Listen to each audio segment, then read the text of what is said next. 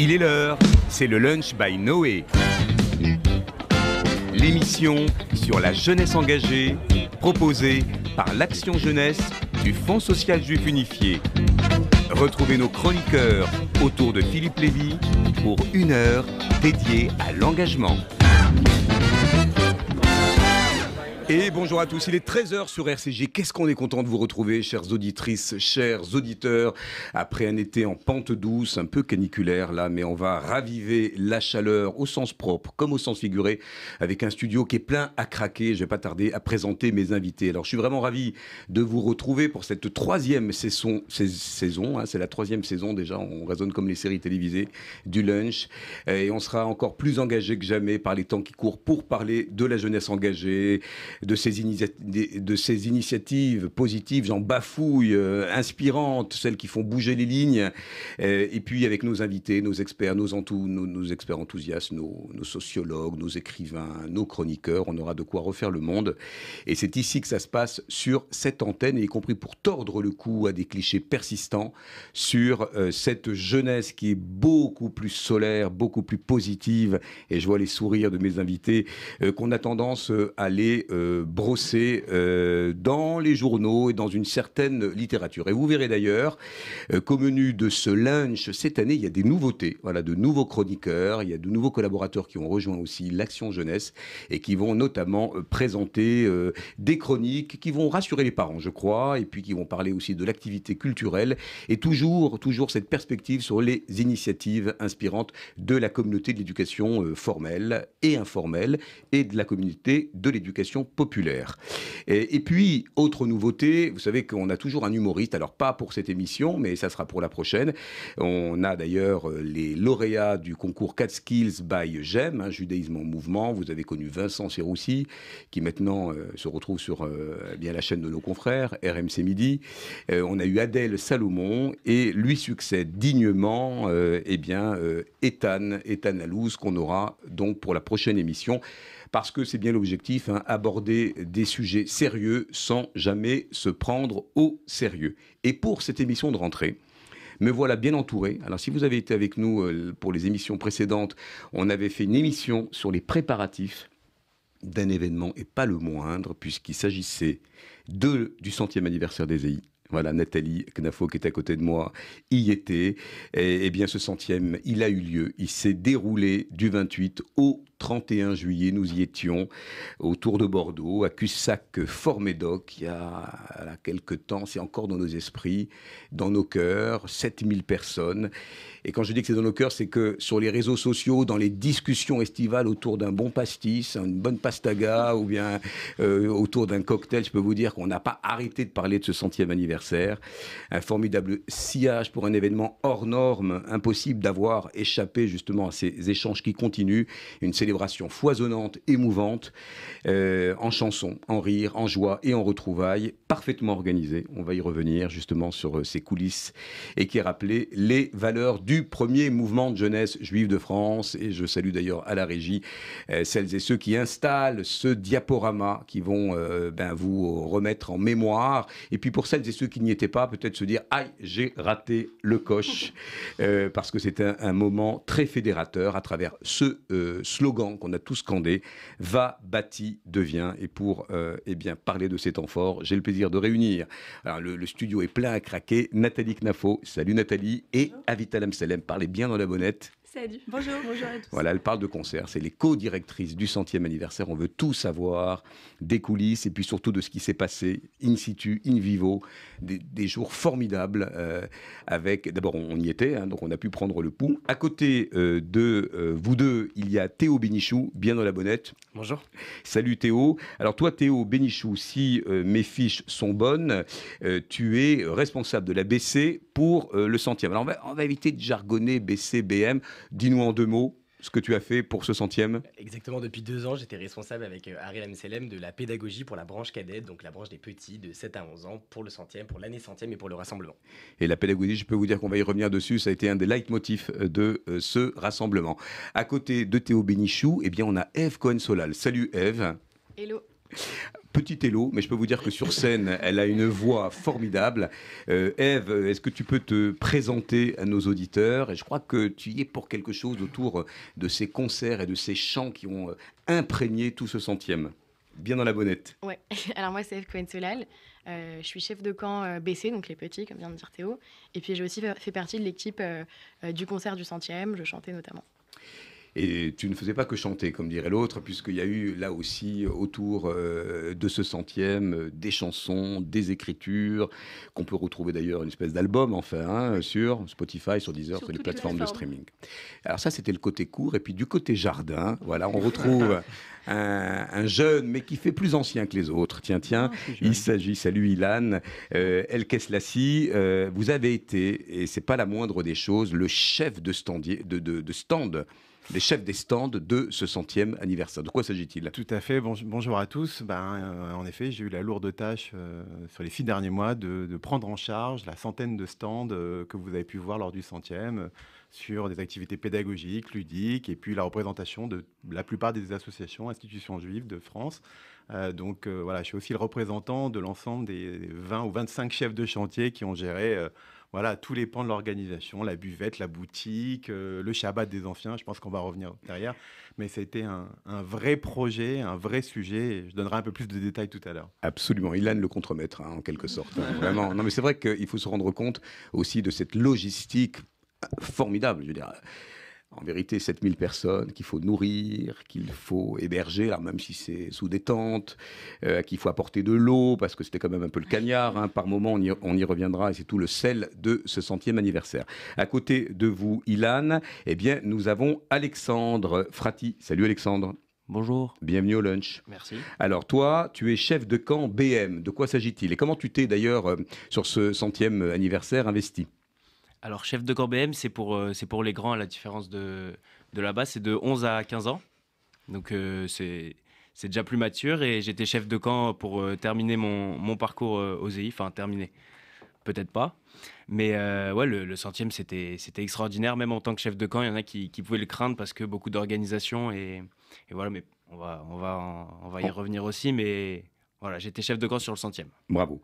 Et à côté de toi, Nathanel Chokroun, animateur national de la branche moyenne, toute l'année dernière du moins, responsable du village BM, c'est très très très militaire, vous ayez attention, hein, chacun à son grade, à son poste. Et puis surtout, tu as été le chef du contingent EI au Jamboree en Corée du Sud. On en a parlé ici même sur RCJ. On a été un peu inquiet de ce qui se passait à Séoul, entre typhons et grosses vagues de chaleur. Vous êtes bien rentrés? On est très bien rentré. Je pense qu'on aura l'occasion d'en reparler tout à l'heure, mais c'était un événement incroyable. Alors 2 mots quand même sur le Jamboree. Alors sur le Jamboree, on a un groupe d'une dizaine d'EI qui est parti pendant 2 semaines à Séoul pour vivre le rassemblement scout international. Ça a été un moment formidable qu'on a partagé avec 45 000 personnes du monde entier. Et voilà. Et une délégation de combien d'EI à peu près? Une délégation, on était 18 en tout. 18 en tout. Et vous avez bravé les intempéries, mais surtout, vous êtes restés soudés. Et maintenant, on va revenir quand même à rebours sur ce centième anniversaire dont on a tellement parlé partout, dans la communauté, auprès des parents, de toutes les communautés éducatives. Vraiment un moment de grâce, presque, Nathalie Knafo. Avec Avital, vous avez été les artisanes de ce grand événement. On pense évidemment à Karen Alali, qui a eu un empêchement et qui est la commissaire générale des EI, hein, qui a travaillé avec vous au long cours. Vous êtes très heureuse, j'imagine, du résultat, toutes les deux. Rien que, ne serait-ce que recueillir cette parole, est-ce que vous êtes satisfaite du résultat? Alors que, quand on s'est vu ici, on était encore dans le maelstrom de la préparation. Oui, très heureuse. Pour ma part, très heureuse du résultat. C'est 2 ans. 2 ans de travail pour arriver au rassemblement. Et quand on voit tous les sourires et tout le bonheur qui a pu être ressenti pendant les 4 jours, c'est pour nous une grande satisfaction. Avital, les chiffres clés pour qui aurait échappé dans ce radar médiatique du centième anniversaire. Rappelez-nous les chiffres clés de cet événement qui a concerné les générations de 6 à 91 ans, justement dans cette extraordinaire vibration collective dont on vient de parler. Les chiffres clés, c'est... Alors, elles doivent se partager. Pour ceux qui n'ont pas la chance de nous voir en podcast vidéo, on est un peu radin à RCJ. On se partage un micro pour deux, donc il faut être bien dans la focale du micro. Mais on est un binôme maintenant, donc on partage tout avec Nathalie depuis 2 ans. Allez-y, à Vital. C'est beaucoup de choses. Non, mais c'est 4300 enfants animateurs, c'est 3200 anciens, c'est 30 hectares de terrain qui étaient vides au départ. Et grâce à des SOFIM, grâce à des EI, grâce à des PIF, des anciens, on a même eu une délégation de compas, des scouts et guides de France qui sont venus nous aider. 180 d'entre eux sont venus nous aider à construire, organiser, mettre en place, installer, décorer. Tout a pris vie en fait sur un terrain qui était complètement vide de base. C'était vraiment d'une ampleur phénoménale. Il y avait 3 groupes électrogènes, 360 tentes pour les enfants, 1000 tentes pour les anciens. C'était super, logotisé centième. Il y avait 120 cabines de toilettes, donc là, il n'y avait pas de problème pour ce genre de choses. 30 km de tuyaux, 1200 places de parking, 45 mètres cubes de poubelles, une cuisine éphémère, mais il y avait surtout plus de 300 bénévoles à l'année. Et sur place, on n'arrive même plus à les compter, mais tous ceux qui pouvaient mettre la main à la pâte étaient là et on les remercie vraiment, les chefs de camp, tous ceux qui étaient là pour nous aider. Sans eux, il n'y aurait rien eu. Et voilà. Ceux et celles qui nous écoutent, je pense qu'ils vont être concernés. Ilan, vous évoquiez les chefs de chantier, cet engouement formidable, notamment des anciens aux côtés des jeunes, eh bien pour prendre part à cette organisation hors norme. Vous pouvez en toucher un mot ? Oui, quand Nathalie, Vital et Karel nous ont sollicités, on a répondu tout de suite présent. C'était il y a 6 mois avant le rassemblement. Toute une génération d'anciens qui essaie aussi de transmettre à nos enfants cet amour pour les EI, cet engagement. On s'est retrouvés comme si on ne s'était pas perdu de vue au bout de 20 ou 30 ans, et chacun s'est réparti. La boutique, la buvette, le Shabbat. Moi-même, j'ai pris les stands. Je ne me rendais pas compte que ça allait être aussi intense, et ça nécessitait quand même plus de 6 mois de travail quasiment à temps plein.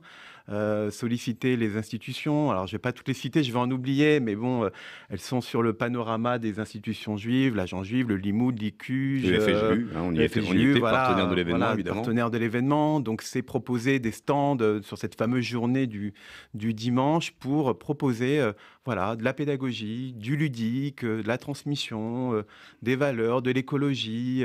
Ça a été également aussi l'occasion, sur certains stands un peu particuliers, de rendre hommage aux EI qui étaient disparus, de récolter des photos, de pouvoir aussi se rappeler les bons souvenirs des différents camps depuis X années. Donc ça a été des moments de joie, de danse. J'ai des vidéos, j'ai des partages de chansons, de gens qui dansent comme s'ils avaient 10-12 ans. En fait, c'était un mélange intergénérationnel. Ça a pris forme, il y a une alchimie.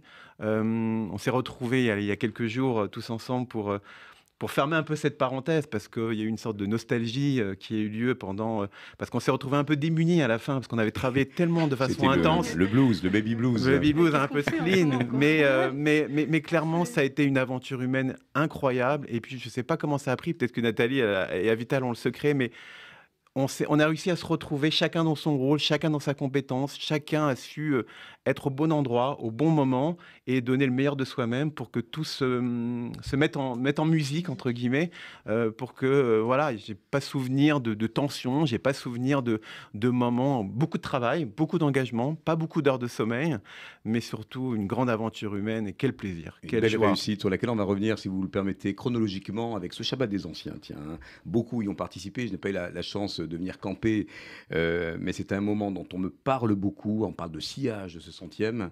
Qu'est-ce qui s'est passé dans cette vibration du Shabbat des Anciens, Nathalie Knafo ? C'était effectivement un très beau Shabbat à 1800 personnes.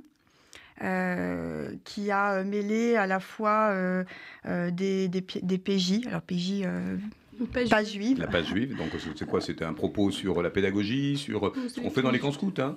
C'est des temps d'études. Des temps d'études, voilà, des offices, des activités ludiques, sportives, intellectuelles. Il y en avait vraiment pour tous les goûts. Des temps d'études juives l'après-midi, qui a été fortement apprécié.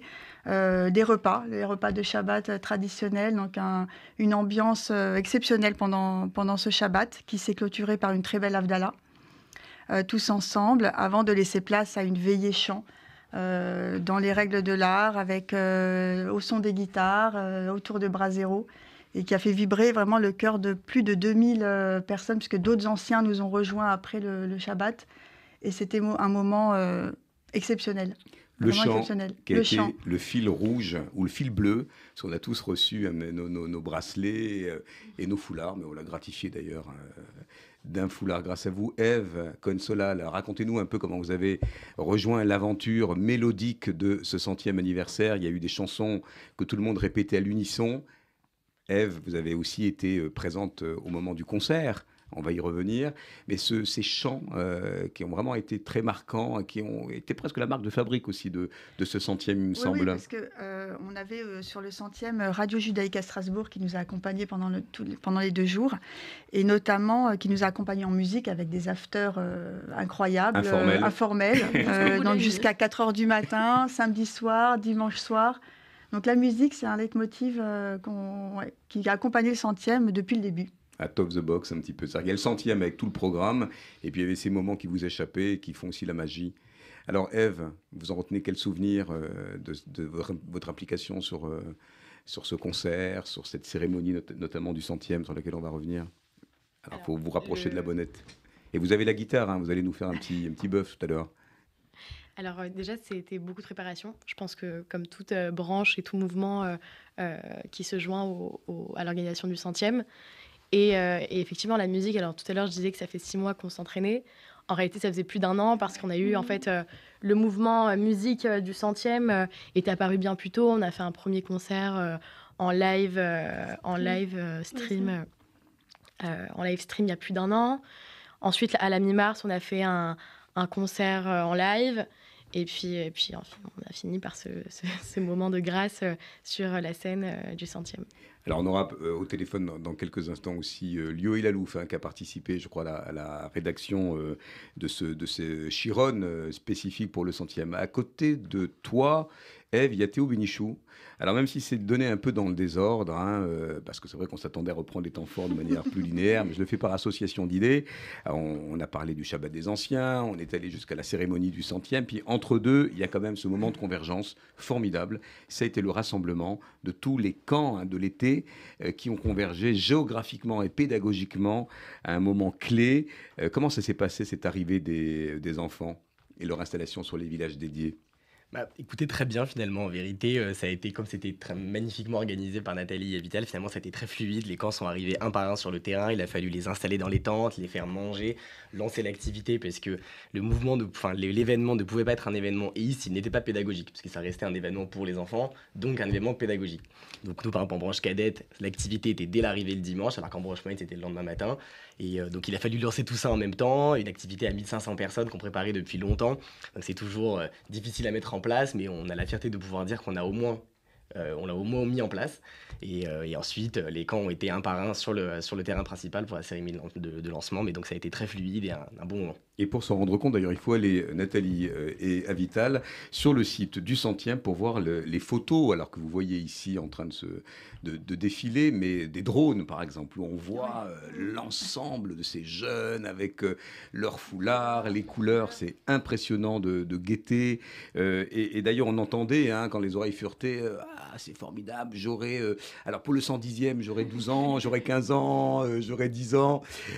Alexandre et Nathanaël, justement, ce moment de convergence, ce rassemblement avec ces enfants préparés de longue date, comme vient de le dire Théo Bénichou, comment vous l'avez vécu?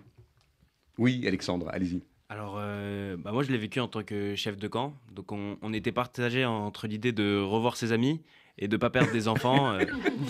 C'est bien, c'est cash. Non, c'est cash. Au début, on avait peur parce que il y avait des dires. Tout le monde se disait 7-8 000 personnes, c'est énorme. Et c'est vrai qu'on est arrivé, j'ai envie de dire étonnamment, mais au final, pas vraiment. On est arrivé de manière hyper fluide à notre village, à notre endroit. On avait 8 tentes par camp attribuées. On a laissé les enfants aller où ils voulaient, dormir avec qui ils voulaient de leur camp. On a mangé très rapidement. Vous avez bien mangé. On va revenir quand même sur les détails de cette bonne chair, parce que je sens qu'il y a eu un barbecue assez mémorable. Parlez-nous de cette entrée en parade, parce qu'on a ce souvenir des parents qui applaudissent, ces enfants qui arrivent. C'était un défilé. Les Jeux Olympiques à côté de ça. Thomas Joly, si vous nous écoutez pour les JO 2024, venez voir ce qui s'est passé au 100e anniversaire des EI. Ça serait très inspirant, cette entrée en parade des enfants. Formidable, très rituel, très symbolique. Très symbolique, surtout que en tant que chef de camp, on veut marquer un peu le 100e de notre arrivée. Donc nous, avec ma co-chef de camp, on s'était dit qu'est-ce qui pourrait être vu, qu'est-ce qui peut tilter à l'œil, et on a choisi de faire les goodies de notre camp, de faire des bobs rouges. Donc, qu'on a appelé des Dougou Bob, parce que notre camp s'appelait Dougouba.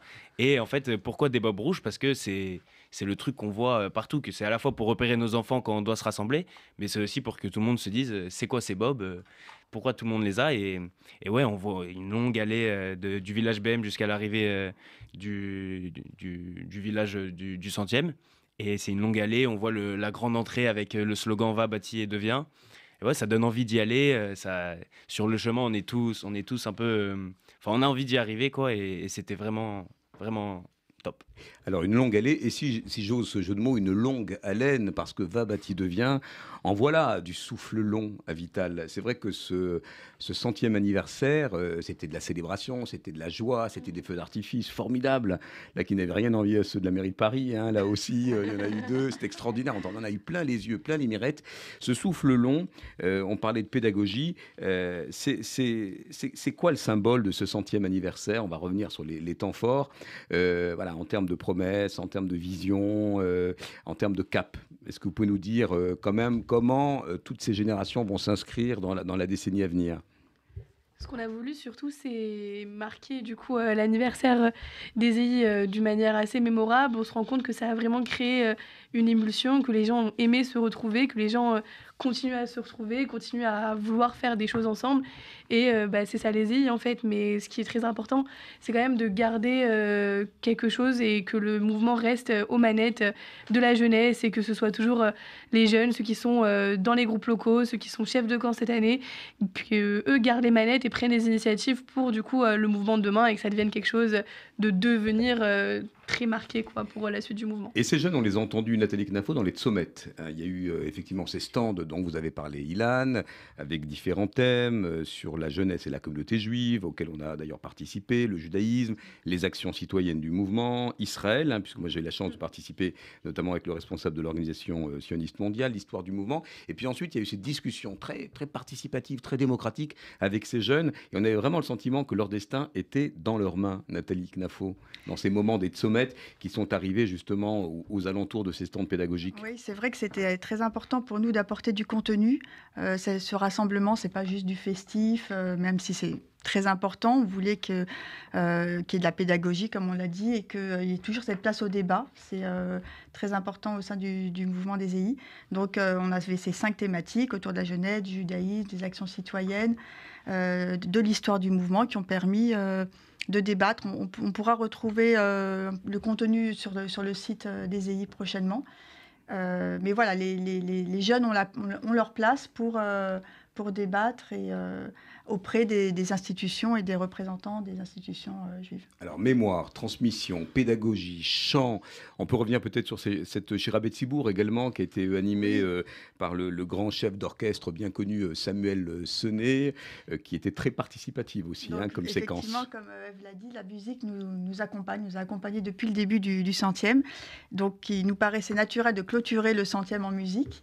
Et c'est une expérience musicale collective qu'on a proposée aux anciens avec Samuel Senet que tu connais, qui nous a orchestré et qui nous a permis de chanter de façon collective la chanson Ensemble.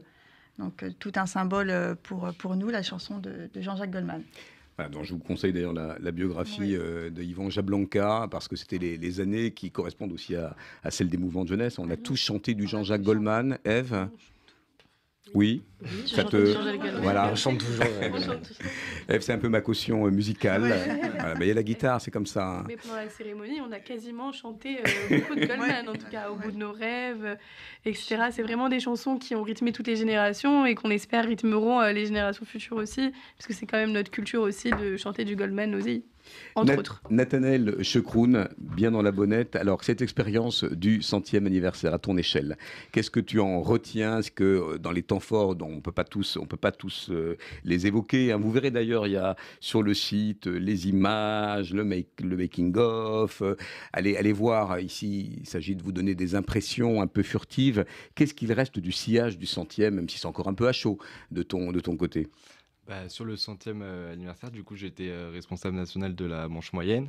Ça a été un événement incroyable. C'est vrai que logistiquement, ça a été très rude On ne vous donne pas sur le moment. le nombre de merguez ni de côtelettes, mais Non, mais en tout cas, ce qui était incroyable à mon échelle, c'était de voir tous ces enfants, tous ces chefs de camp, tous ces animateurs qui étaient dans une...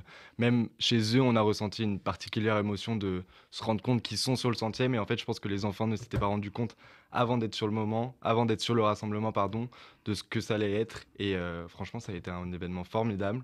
Et on n'en retient que du positif, je pense, même pour les enfants. en termes d'organisation, alors c'est ce qu'on entend dans le landerneau communautaire.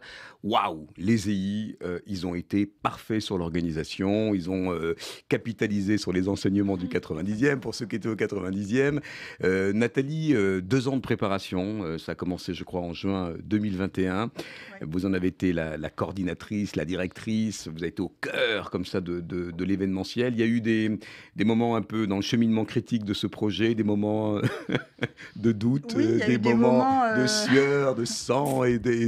Dites-nous un peu, parce que là, on a l'écume d'un événement formidable, mais qu'est-ce qui a été le plus compliqué? Rassembler les fonds? Alors non, le plus compliqué, ça a été de trouver le terrain.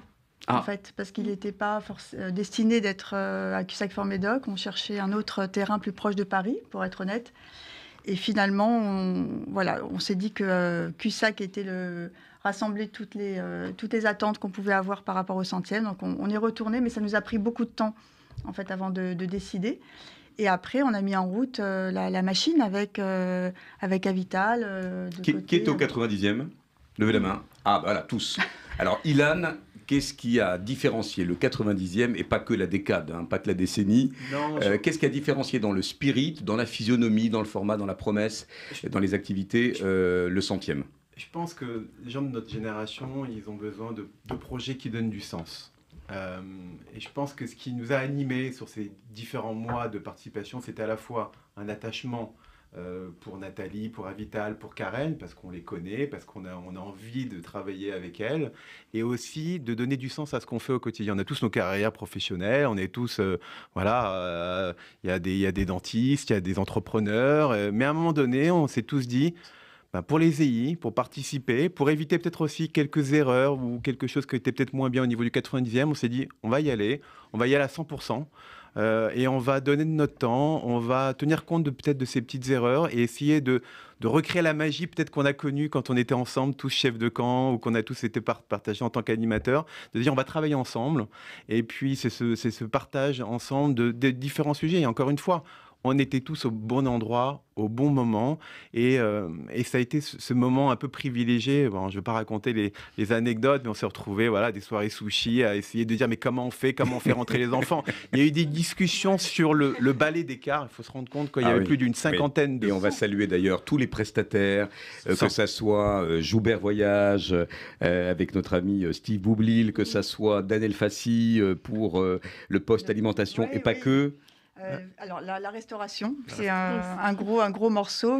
C'est le cas de dire. On a bien mangé, je peux vous dire qu'on a bien mangé partout. Événement exceptionnel, donc dispositif exceptionnel. On avait 3 partenaires qui nous ont accompagnés, L'Amour d'aimer, Daniel Fassi, Elliott, qui avaient chacun leur part pour nous régaler pendant 4 jours.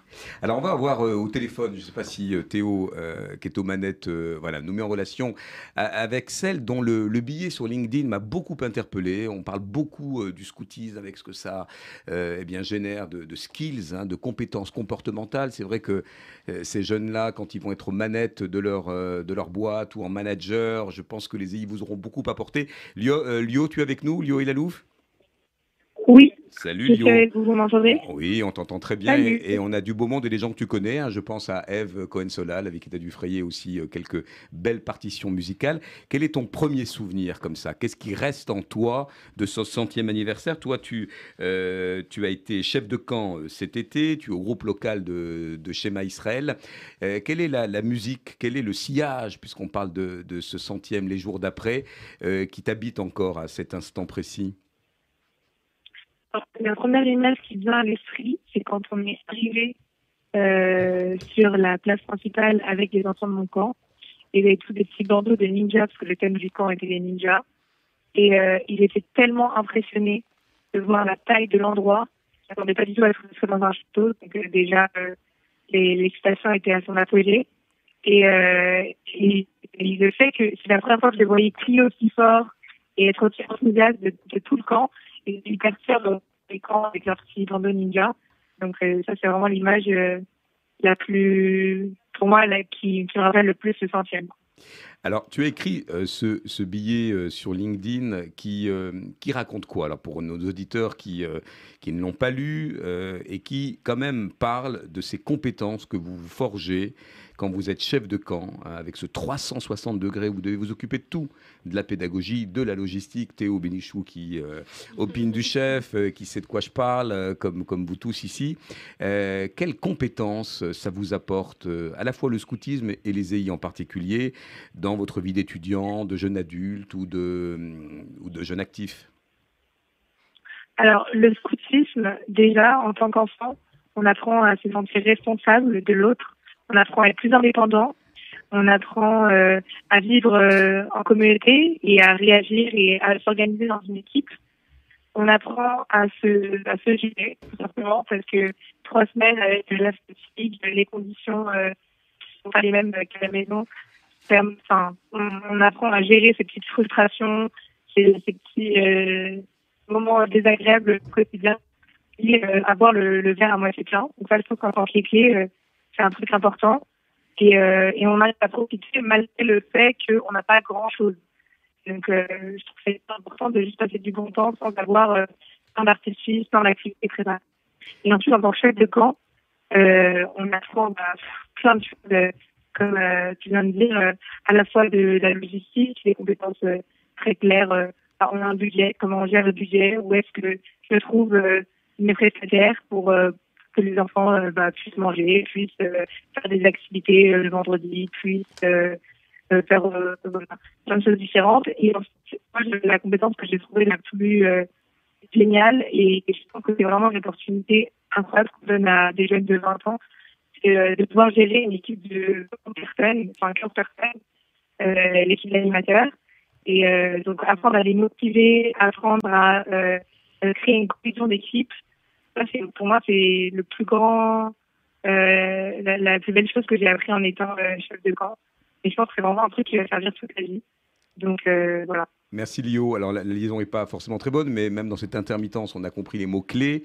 Management, gestion des équipes. Théo Bénichou, Alexandre, Nathanaël et Avital. Et Ève, vous qui allez être aux manettes de ce monde de demain, si vous n'êtes pas déjà, est-ce que cette connaissance intuitive des interactions entre les gens, cette perception des difficultés, des écueils, ce côté très optimiste dont parle Lio, ce côté toujours très positif d'aller vers la solution, est-ce que c'est la marque de fabrique des EI? Théo. Pour avoir été sur le Maxicamp, donc Maxicamp, déjà, ça prouve que tu as eu beaucoup de galères.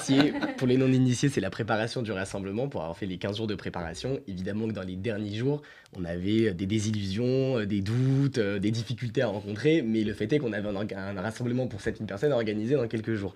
Donc il fallait à ce moment-là garder la tête froide, rester optimiste et se dire que dans tous les cas, ça allait le faire. Et puis au final, ça a surpassé les attentes. Quelque chose que vous avez dit tout à l'heure, et moi je pense qu'il fait que ça a autant marqué les esprits, c'est qu'on ne s'attendait pas en réalité à ce que ce soit aussi bien organisé. On a l'habitude aux EI à ce que tout soit un peu fait parfois, il y a des choses préparées à l'avance, mais il y a toujours un peu de bazar. Et là, je crois qu'en fait, tout le monde a été surpris que tout soit aussi bien ficelé, aussi bien organisé. C'était limite un peu suspect, quoi. Donc il faut vraiment les féliciter pour ça. Et on se souvient, Théo, alors sans tout dévoiler, d'un passé commun qui a été un peu agité pendant la période de la crise Covid.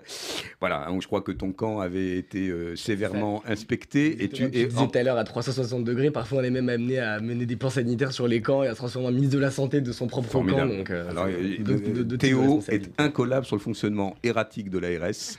On salue quand même. Petite joke, tu t'en es très très bien sorti. Oui, cette tête froide, cette capacité à prendre des décisions, Alexandre, Nathanaël et Ève, je voudrais vous entendre là-dessus. Il y a le chant, il y a la joie, il y a la simcha, mais cette capacité un peu d'être mensch dans des situations pas toujours simples, parce que on est quand même dehors, on a des moyens qui sont pas ceux des colos en dur.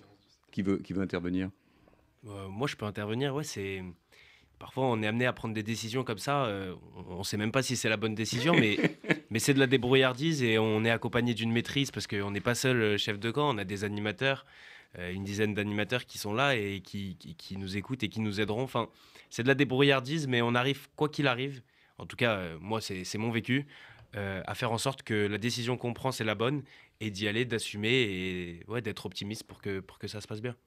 Et de toute façon, je trouve que le parcours EZI, il est extrêmement bien fait parce qu'on arrive à la fin d'un parcours quand on est chef de camp avec chaque année une prise de responsabilité différente. Et en fait, le chef de camp, c'est le chef d'orchestre qui va faire en sorte que tout ce qu'il a appris ces années d'avant va bien fonctionner.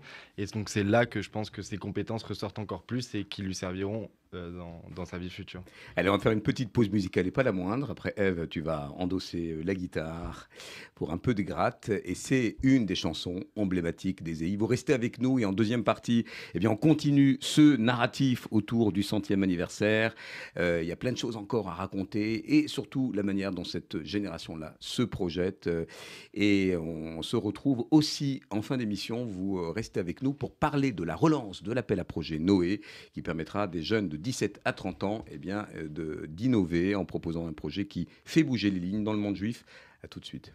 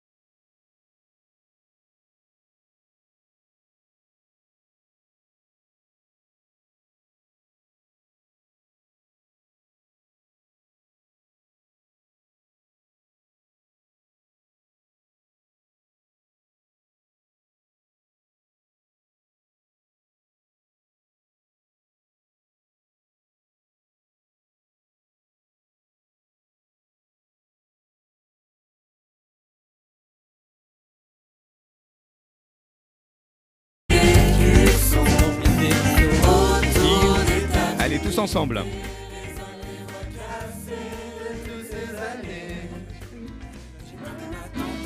Génération, la route ça se remplit d'écussons. Autour des tables d'unité résonnent les voix cassées de toutes ces années. Et j'ai planté ma tente, j'aurais jamais cru que ça me plairait autant. Et maintenant je chante, je mets toute mon âme dans le mouvement. Et les idées je campe, ça me fait vibrer à chaque instant. Et l'ambiance est puissante, elle me transporte depuis 100 ans. Au fil des générations, la route ça se remplit d'écussons. Autour des tables d'unité résonnent les voix cassées de toutes ces années. Dans les étoiles, oui, les étoiles. Un castor éternel écrit l'histoire, éclaireur d'Israël. Allez, encore une fois pour le refrain. Au fil des générations, la route ça se remplit d'écussons. Autour des tables d'unité résonnent les voix cassées de toutes ces années. Et j'ai planté ma tente, j'aurais jamais cru que ça me plairait autant. Et maintenant je chante, je mets toute mon âme dans le mouvement. Tous les idées je campe, ça me fait vibrer à chaque instant. Et l'ambiance est puissante, elle me transporte depuis 100 ans. Bravo, ça c'est du live. On ne fait pas semblant au lunch. Alors, quelle est l'idée de ces paroles qui sont quand même hyper symboliques, qui traduisent bien le souffle long dont je parlais tout à l'heure. Et on remercie d'ailleurs à la guitare Ève Cohen-Solal. Et on a entendu Lio d'ailleurs qu'on avait au téléphone, beaucoup plus limpidement d'ailleurs qu'on l'avait tout à l'heure.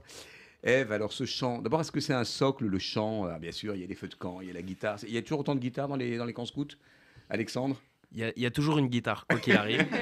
Mais c'est pas ma question. Plus il y en a, mieux c'est. Autant de guitares. Plus il y en a, mieux c'est. Parce que de votre époque, Ilan, alors tout le monde était guitariste, tout le monde avait tout le monde avait sa son guitare, chiron, son chansonnier. Voilà, il n'y avait pas les téléphones portables, mais on était tous autour du feu de camp. Ça fédère. Ça fédère, évidemment, quoi. Et, non, ce qui est drôle aussi, c'est quand pendant les vacances, nos enfants, ils nous racontent, voilà, hop, on se remet. Alors, il n'y a pas le feu quand on est autour d'une piscine, mais voilà, de faire autour d'une guitare et puis de faire le chant du soir. Enfin, voilà, il y a eu cet élan, cet engouement aussi après le 100e qui a duré pendant toutes les vacances. Hein. Tout le monde aussi autour de la table et tous ceux avec qui on a parlé nous ont dit j'avais le 100e dans les têtes, toutes les chansons, on a tous voyagé avec ta voix, et puis voilà, ça a été aussi, ouais, le chant c'est très fédérateur. Et le chant on l'a dans la tête et on l'a même dans la boîte, parce que vous avez eu, comment dire, la malice poétique. Pour ceux qui nous voient en podcast vidéo, on se dit là, notre animateur est perdu. Non, il va sombrer dans le sommeil, dans les bras de Morphée. Il va morfler même dans les bras de Morphée. C'est extraordinaire ça, la petite boîte à musique avec le chant du soir. Ah non, je vais garder le petit secret. Il y a eu plein de goodies. Dites-nous que la boutique n'est pas encore fermée. Alors ça, c'est très écologique. Hein. Il faut dire que sur le 100e, on n'avait pas de plastique. Ouais, on avait des bassins d'eau. Comment ça s'est passé, ces bassins d'eau purs, où on venait avec son petit gobelet se ravitailler. Là aussi, le souci de l'environnement. Est-ce qu'on peut dire que, Nathalie et Avital, le 100e était éco-responsable ? On a apporté sans faire de greenwashing. On a apporté une attention très particulière, effectivement, à avoir un impact environnemental maîtrisé. Donc on n'est pas zéro. Ça viendra. Ce sera la prochaine étape. Mais on a banni le plastique du rassemblement. On a effectivement distribué ces éco-cups à tous les participants qui ont pu aller les remplir auprès de grandes fontaines à eau disponibles sur tout le terrain. Qui étaient fraîches en plus. Qui étaient fraîches, oui. Côté édition, on a utilisé, que ce soit pour les éditions papier ou la signalétique, que des matériaux respectueux de l'environnement. On a effectivement aussi fait appel à des prestataires locaux quand c'était possible. Donc à chaque étape, on a essayé de faire des choix les plus éco-responsables possibles. Est-ce que c'est important, Avital, et puis tous ceux qui sont ici, bien d'être alignés avec cette promesse d'être en harmonie avec la nature, face à l'urgence écologique, aux matériaux, à l'anti-gaspi. C'est des choses qui concernent d'ailleurs les jeunes que vous fréquentez, ou vous avez plutôt des gamins qui sont climato-sceptiques, Avital ? C'est assez important pour nous, de toute manière, dans la loi des EI, c'est l'EI respecte et protège la nature. Donc en fait, dès le début aussi, on a à cœur dans nos lois aussi de penser à ça. Et même dans nos activités, dans la manière dont aussi on a conçu les stands et les activités, on a essayé de voir quelque chose qui était durable. Par exemple, si on imprimait un kakémono, on se dit en mode on va le réutiliser après le 100e, on mettait pas forcément le logo 100e parce qu'on s'est dit bon, on met le logo des EI pour que ce soit quelque chose qui reste après. Si on pouvait éviter d'imprimer, on imprimait aussi. Enfin, c'était quelque chose qui était vraiment au cœur du rassemblement, même dans la pédagogie des activités, quoi. Et je pense que ça se Qui veut intervenir sur cette conscience verte, Nathanaël Chokroun? Pour le coup, c'est vrai que c'est notre identité scout fait qu'on devrait avoir cette identité-là aux EI. C'est vrai qu'on se rend compte, nous, on a été chef de camp, animateur ces 5-10 dernières années, que petit à petit, c'est un travail de longue haleine de mettre en place l'écologie sur les camps EI. Et là-dessus, en termes de scoutisme, quand on compare avec les autres mouvements, on a quand même un certain travail à faire aux EI, mais je trouve que petit à petit, les enfants aux EI, ils comprennent et ils prennent conscience de cet impact écologique. Donc, Alors justement, Nathanaël, puisque tu parles du scoutisme dans son intégralité, dans sa totalité mondiale, tu étais chef du contingent EI au Jamboree en Corée du Sud. Alors on a été un petit peu inquiets parce qu'on a vu qu'à Séoul, il y avait des typhons, qu'il y avait des vagues de chaleur, que les autorités n'avaient pas forcément vu venir l'organisation. D'abord, c'est quoi le Jamboree?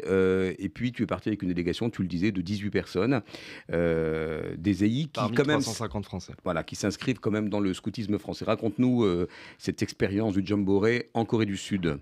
Alors, le Jamboree en Corée du Sud, c'est avant tout une expérience scout, parce que c'est vrai qu'on a eu des événements météorologiques qui ont un peu changé l'organisation de base du Jamboree, mais ça a un peu pris le dessus dans les débats. Le Jamboree, Nathanaël? Oui, excuse-moi. Le Jamboree, c'est le rassemblement scout international qui a lieu tous les 4 ans. Cette année, c'était en Corée du Sud. Il y a 4 ans, c'était aux États-Unis. Et dans 4 ans, ce sera en Pologne. Cette année, il y a quand même 45 000 scouts qui se sont réunis en Corée du Sud pour célébrer le scoutisme. Voilà. Donc le Jamboree, en fait, en tant que tel, toute la pédagogie passe par le fait qu'on a du coup 39 000 jeunes là, qui étaient présents de toutes les nationalités qui déjà découvraient la vie en Corée du Sud, mais c'est surtout le dialogue inter-scout, inter-communauté nationale, et puis même on s'est rendu compte que le dialogue entre mouvements scouts en France, c'était super important. On n'a pas cette spécialité aux EI d'être très présent dans les événements du scoutisme français, mais pour le coup, pour avoir participé cette année à quelques événements, c'est vraiment très enrichissant parce que en fait, on apprend des autres et les autres apprennent de nous aussi. Mais c'est vrai que ce dialogue scout qu'on a eu cet été était vraiment incroyable, et je pense par exemple à une journée qui était la Cultural Day. On était par sous-camp de 3000 personnes là-bas, donc c'est vraiment une échelle énorme. Et en fait, on avait l'occasion, il y avait 60 pays qui étaient représentés dans ce sous-camp, de discuter avec les gens. Ils nous montraient leur culture de leur pays, du Bangladesh, de l'Inde, de l'Argentine et tout. Bon, et oui, il y a des scouts au Bangladesh. Exactement. C'est important de le dire. D'ailleurs, on va saluer le président du scoutisme français en ce moment. Tiens. Il a, je pense, une proximité patronymique. Qui n'est nul autre que mon père, voilà, Franck Chekroun, qu'on salue. Est-ce que c'est important, Nathalie et Avital, qu'il y ait une voix singulière, une voix juive des EI dans ce concert du scoutisme mondial? Vous aviez dit d'ailleurs en introduction, vous aviez au démarrage invité, ils étaient là, hein, les scouts catholiques, unionistes, protestants, musulmans, bouddhistes, ils en étaient. Quelle est la voix juive singulière que les EI ont apporté dans ce scoutisme qu'on connaît, dans la relation à la nature, il y a un supplément d'âme? Disons qu'on a tous notre particularité. On ne l'avait pas préparé cette question. Non, mais c'est pas grave. C'est là où c'est formidable. C'est qu'un scout a toujours du ressort, en fait. Mais ce qui est intéressant, c'est que chaque mouvement du scoutisme français, que ce soit les catholiques, les musulmans, les laïcs, les bouddhistes, n'importe qui, a une voix, a quelque chose au sein de son mouvement de jeunesse qui fait que c'est un mouvement de jeunesse particulier et qu'on ne retrouvera pas la même chose chez eux. Et d'ailleurs, on a vécu ça aussi sur le 100e, sur la préparation du 100e. On a eu 180 scouts et guides qui sont venus nous aider. Et on a vécu un moment spirituel. On a vécu une messe avec eux qui était adaptée. On a même traduit en hébreu pour que les Israéliens puissent la vivre avec nous. On a parlé de la Genèse, on a parlé de la nature, on a chanté Shalom Aleichem pendant cette messe. Et le lendemain, eux sont venus vivre l'office avec nous. Magnifique. Donc en fait, on a beaucoup de choses à apprendre d'eux. Eux ont beaucoup de choses à apprendre de nous. On a fait des activités le soir. Par exemple, dans le fond des choses, nous, on va beaucoup plus au fond des choses. Et eux, ils ont beaucoup plus cette manière de construire et de faire du scoutisme en termes de visuel. Donc on a beaucoup de choses, on avait beaucoup échangé. Ils nous ont beaucoup aidé aussi à construire le 100e. Le portique de l'entrée du 100e, sans eux, on ne l'aurait pas eu. Parce qu'ils nous ont aidés avec les cordes à tirer. Je pensais que c'était le groupe local de Buffo qui a cette réputation de bâtir des choses. Il y avait des anciens de Buffo, mais il y avait aussi des compas aussi qui nous ont aidés. Mais en tout cas, on avait tellement de choses à partager et c'était une expérience tellement riche de les avoir avec nous sur le Maxican, sur la préparation du 100e. Et en fait, on se ressemble d'une certaine manière, mais on se différencie aussi d'une manière. Donc c'est exceptionnel d'être ensemble. Il nous reste une poignée de minutes avant d'aborder l'agenda de l'action jeunesse et de vous présenter d'ailleurs les nouveaux visages de la team des chroniqueurs. On se retrouve après les fêtes, on vous les souhaite douces évidemment. Les jours d'après, ça continue, c'est ça qui est formidable. C'est 2 ans de préparation, mais on ne s'arrête pas là. Même si Ilan a commencé à avoir le blues, mais il va réunir les anciens autour de lui pour de nouveaux projets. Alors il y a un livre en préparation. On l'attend celui-là, il y a une exposition, Nathalie, il y a aussi ce qu'on va voir sur le site, et puis avec un grand M, Baït, il y a la maison des EI, que sur ces 3 projets qui continuent, qui perpétuent le 100e, vous pouvez nous en toucher un mot? Alors, effectivement, il y a un livre en préparation, écrit par David Benaïm et Elise Benkemoun, qui devrait sortir dans les prochains mois. Et qu'on attend fiévreusement. Un livre qui sera partagé en famille, qui comme un album qu'on ouvre ensemble. Comme un album imagé, avec des beaux témoignages de vécu et de tout ce qui fait la singularité du mouvement, qui s'appelle Les 100 ans. Joli. TEMPS. Voilà, TEMPS. Joli. Donc ça, il sera prochainement dans... On peut le commander sur le site. Très, très vite. Il sera très vite. Oui, Ah, mais alors, moins, attendez, voilà. il est déjà en rupture de stock, on me dit déjà. Oui. Précipitez-vous sur le site pour la précommande de ce livre. C'était comme la montre. Hein. C'est comme la Voilà. Ensuite, il y a l'exposition du Camp des Milles. Oui, alors dites-nous un mot sur cette expo. Donc, c'est une exposition qui revient sur l'engagement des EI pendant la Seconde Guerre mondiale, qui a vocation à commencer au Camp des Milles et ensuite qui sera itinérant en France. Donc, on va donner l'agenda très prochainement. Et le troisième projet, c'est la maison. Comme vous le savez, les EI ont acquis une maison il y a quelques mois, qui a vocation à être un lieu de vie, à accueillir des stages, des camps, des mini-camps, et qui sera ouverte à tout événement dans les prochains mois. Alexandre, Nathanaël, Théo, on arrive au terme de cette émission, mais qui n'est que, somme toute, une émission provisoire, parce qu'on va se retrouver pour aborder le sujet de la vision des EI, ce premier mouvement de jeunesse juif qui, je vous le rappelle, a 4000 membres, 40 groupes locaux avec un maillage territorial formidable, qui sait réunir toutes les obédiences grâce au fameux minimum commun. La magie des EI aussi, c'est les anciens et les nouveaux. Il n'y a pas de querelle d'anciens et de modernes. Il nous reste, Théo, combien de minutes avant de parler de l'appel à projet? Allez, dis-nous une bonne petite... Oui, allez, 5-6 minutes pour accueillir Iléna, Alexis, pour parler de l'appel à projet auquel vous êtes éligible. Beaucoup de projets à suivre sur le site. Le petit mot, là on dit provisoire, parce qu'il n'y a pas de fin, si ce n'est à se mettre en appétit pour les événements futurs. Comment fait-on quand on est papa, maman et qu'on écoute le Lunch by Noé, tiens, ça tombe bien, pour sa progéniture et la mettre, par exemple, dans les activités EI? Qu'est-ce qu'on fait, Alexandre, en se disant « Waouh, les EI, c'est ça qu'il faut pour ma chère tête blonde ou brune ?» Alors, si on Essaie de bien le vendre quand même. Hein. Pas facile. Il y a le site des EI, en fait. Site des EI qui est nouveau, qui a été refait et qui est très bien fait, où il y a une page dédiée aux inscriptions à l'année, avec une description de tous les groupes locaux, un petit mot des nouveaux responsables, et avec un détail de où sont ces groupes locaux, comment joindre les responsables et à partir de quel âge, l'inscription, tout. C'est très bien fait. Il y a les dates des activités, je veux dire... Si on est curieux et qu'on a envie d'inscrire ses enfants, on a juste à se rendre sur le site des EI. Voilà, www.eeif, éclaireuse et éclaireur israélite de France.org. Il avait presque tout, sauf le nom du site. Voilà, merci beaucoup à vous tous. On se retrouvera. Je vous ai fait la promesse en préparant cette émission que c'était le début de quelque chose autour de ce débat très vif sur la jeunesse, sur ces jeunesses qui sont quand même très rassurantes pour nous quand on voit autant de militants. Nathalie, à Vital, il y a toujours autant de monde qui vient pour des actions solidaires. Vous allez bientôt participer à la Tzedaka de la FEJU pour du Chesed. Toujours prêt? Toujours prêt. Pour le bien, toujours prêt. Pour le bien. Je voudrais que vous vous applaudissiez parce que vraiment, cet événement, et évidemment, nous avons une pensée pour Jérémy Haddad, le président des EI, et puis pour Karen Alali, qui était la grande artisane avec vous, qui est une amie et qui est aussi dans nos cœurs. On va... Centre national aussi. Et ils oui, sont toujours là pour et le nous Centre aider, national, on les cite pas tous. Alors il y en a un, forcément, c'est pas la chaise musicale, qui va devoir céder sa place. Alors voilà, par exemple, Théo, c'est gentil, à Iléna, qui vient nous donner, qui nous met l'eau à la bouche, tandis que je vais demander à Ilia de venir à ma gauche. Il y a quelque chose de très comme ça, de très tutélaire, là, voilà, que vous revoyez un petit peu, baisse-toi un peu, voilà, Ilia, coucou, on se la fait vraiment. Alors, Ilia qui va dire bonjour au micro. Bonjour à toutes et tous. Voilà, Ilia, et qui va nous présenter une chronique dans les prochaines émissions. Ça portera sur quoi ? Sur l'éducation populaire de façon générale, les courants pédagogiques, les débats pédagogiques aussi.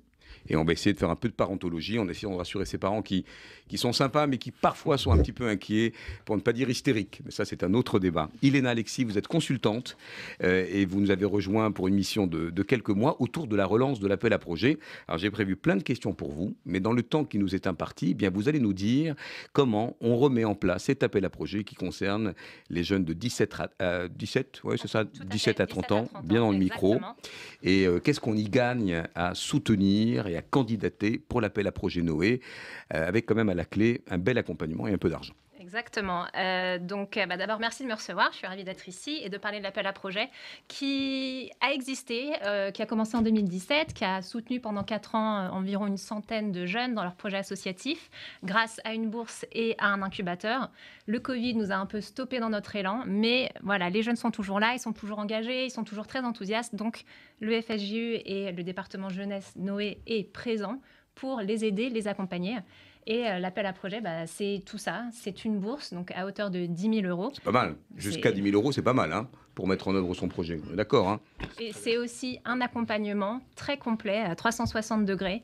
C'est des workshops, c'est du networking, c'est des espaces de coworking, c'est une présence sur les réseaux et prochainement peut-être même sur cette chaise pour venir parler de leur projet. C'est un accompagnement à 360 degrés, on peut le dire. Ce jeune qui a 17 à 30 ans, il peut, par exemple, quelle typologie de projet? On en a eu déjà des lauréats. Oui, on a eu, comme j'avais dit, plus d'une centaine de jeunes qu'on a soutenus par le passé. C'était vraiment très, très varié. Des projets qui pouvaient n'être que pour organiser une journée, un festival, une semaine, des journaux, des cours, des films. Donc, c'était vraiment très, très varié. Aujourd'hui, on soutient encore des projets très variés sur des thématiques comme l'inclusion, la transmission, la culture, la vie juive, le développement durable et même une carte bonus si jamais des jeunes ont des sujets qui leur tiennent à cœur, qui sont en ligne avec les valeurs du FSJU, on est là et on les soutiendra. Donc à titre individuel, chacun d'entre vous là, si vous n'avez pas plus de 30 ans, vous pouvez candidater. Et puis aussi, les organisations de jeunesse peuvent aussi, si elles ont un projet structurant, être éligibles à l'appel à projet. Donc les EI, là, si la suite, c'est de proposer un projet qui soit une réalité augmentée de ce que vous avez vécu pour le 100e, Baruch Haba, vous êtes les bienvenus.